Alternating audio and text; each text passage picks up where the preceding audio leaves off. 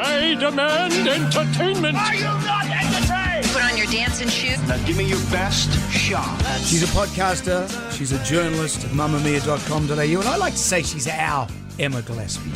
I think that's... I'm going to put that in my I Instagram think bio. I'd like to say I'm claiming you as like we claim Hugh Jackman. Claim me. And Daryl Braithwaite, Emma Gillespie. Well, people are often arguing over whether or not Hugh Jackman and I belong to Jonesy and Amanda, and I say, you heard it here first. Hugh, We sure do. He's ours.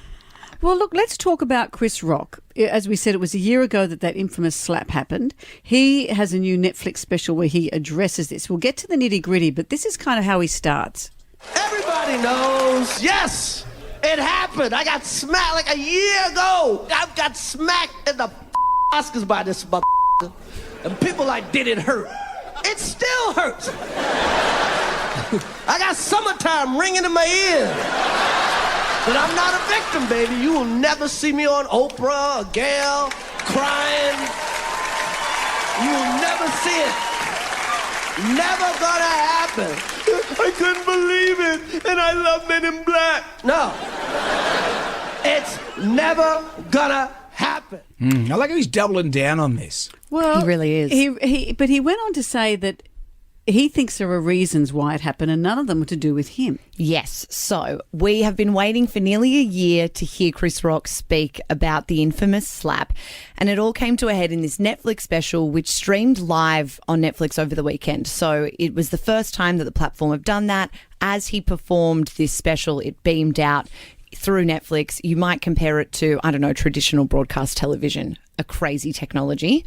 And so he's basically addressed what happened. What we heard there, he started out, he was pretty self-deprecating about it, but he got quite serious, and it's clear that he is still very angry over what went down. But he kind of said that it all comes back to this affair that Jada Pinkett Smith had. She cheated on Will Smith in 2020. At the time, they were really open about it. I don't know if you've ever seen her series of Red Table Talks. She's very, very candid and honest. And it basically came out that Jada Pinkett Smith had had an affair with her son's friend. So her son, Jaden, and the friend at the time, he would have been about 26, 27. And there was a lot of backlash that followed that revelation, and people who were pretty savage online about what they thought of Jada Pinkett Smith, people calling her a predator. So obviously Will Smith, as a result, was incredibly defensive and I suppose toey when that joke at the Oscars came out, that it perhaps wasn't really about his feelings towards Chris Rock, but more his sensitivities towards people slamming his wife in the public sphere. Yeah.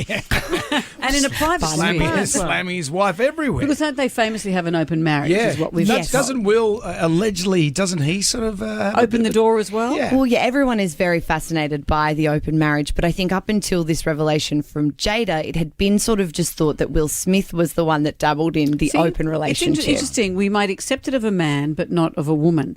But then Chris Rock makes a joke about her hair, not about her sexual escapades. Yes, and exactly. That's still enough to set him the off. thing about it, when I saw that happening at the time, it was a very benign joke, and I thought, why is he getting so bent out of shape? And I thought it was part of the show, as a lot of people thought. Yes. But the more you see it back, you feel the heat It felt and the anger. surreal watching it, didn't it? You just thought, this is a publicity stunt, surely. But I And think then the dialogue became about her alopecia and whether that was something that should whether be you can joked go about. there, what is comedy? But see, I'm on Team Chris Rock here. I'd be the exact. everyone is. No, but what I mean is, like, I can see what he's doing here. I'd be the same as well, because you'd be thinking at that moment he's been humiliated in front of everyone. He took that slap really well. He did. But part of you would be thinking, I want to just smash that guy back. You want your revenge, because that's what men do. They want their revenge. And he addresses that as well at the very end of the show. He basically says, people always ask me, why didn't I hit him back? Why didn't I hit him back? And he's like, I have parents. I had parents that taught me not to hit back.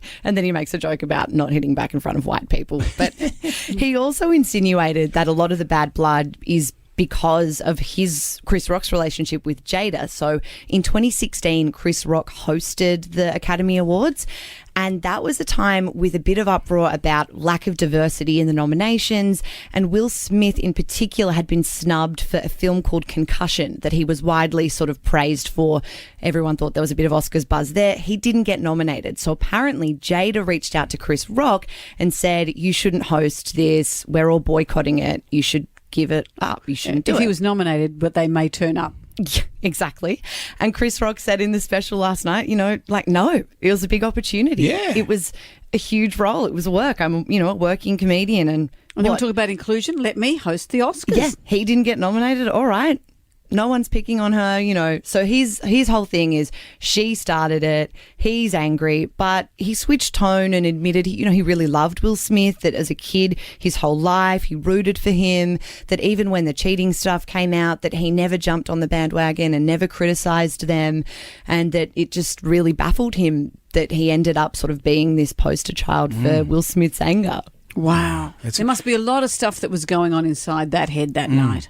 Wild. But when you're hosting an event like that, imagine we've hosted stuff, nothing as big as the Oscars, but imagine someone that walks up on the stage towards you.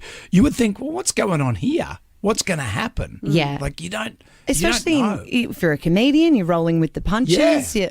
As it were. Literally. Yeah. But do you notice with Chris, when Chris Rock, he just had his hands by, and that's what, when he put his hands by his side, I thought he's setting himself up for this. Yeah, he must have seen the rage in Will's eyes. Do you remember that guy from Crikey? He was hosting a thing and a guy came up, a journalist had a few drinks and wanted to take on the guy from Crikey. Remember that? Yeah, And the guy from Crikey just ran away. Well, maybe Will didn't want to look like, Chris didn't want to look like that. Chris didn't want to put up his dukes in case there wasn't going to be a fight, and then he'd look like, why would I assume it was going to be violent? Yeah. Well, he's definitely come off well in this. I think so too. I think he's come off as the champion, and as he said, I wasn't raised to punch back. Yeah. That's the winning line, And did isn't you it? know that Chris Rock is 58 years old? Sorry, I Is just he? found this out and I have to tell I everyone. thought he was about 38. He is 58. Wow. Yep. Wow.